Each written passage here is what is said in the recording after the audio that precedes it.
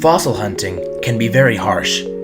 The lengths to which paleontologists and dedicated volunteers will subject themselves to brutal heat, subpar living conditions, and tough physical labor is really quite telling. It goes to show what people on a mission to further our understanding can achieve, and for the sake of human knowledge, it's damn fortunate that there are people with that drive. Anybody who has spent the heat of day prying the remains of otherworldly animals from ancient rocks and spent the evenings beneath the magnificent expanse of the cosmos will tell you, the nights make the days worthwhile.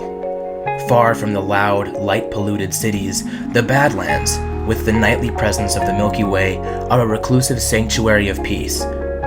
For me, the stillness of the night prompts an internal and natural fluidity of thought where I can go deeper into my mind and ponder the significance of it all. I remind myself of one of my favorite facts, that there are more atoms in every breath of air than there are breaths of air in the atmosphere, which means with every breath I take, the oxygen atoms filling my lungs are posthumously shared with not only every human that has ever lived, including Genghis Khan, Christopher Columbus, and Abraham Lincoln, but also lesser-known figures like William Buckland, the man who named the first dinosaur species known to science. Every breath I take, I forge an unintentional connection with countless other living beings. Holding the air in my lungs, I imagine what creatures have unconsciously shared some of the same breath long ago.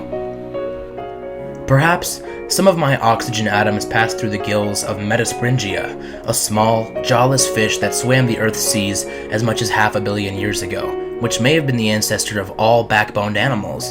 And it's not unlikely that I'm inhaling with Tiktaalik, a 370 million-year-old fish whose fins were well on their way to becoming adaptable for life on land, making it a possible ancestor for all four-limbed animals, including every frog and lizard, to every dinosaur and bird, and every mammal, including you and I.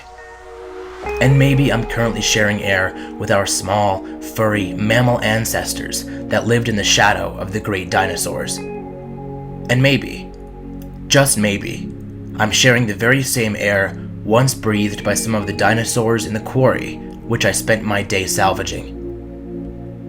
You never know.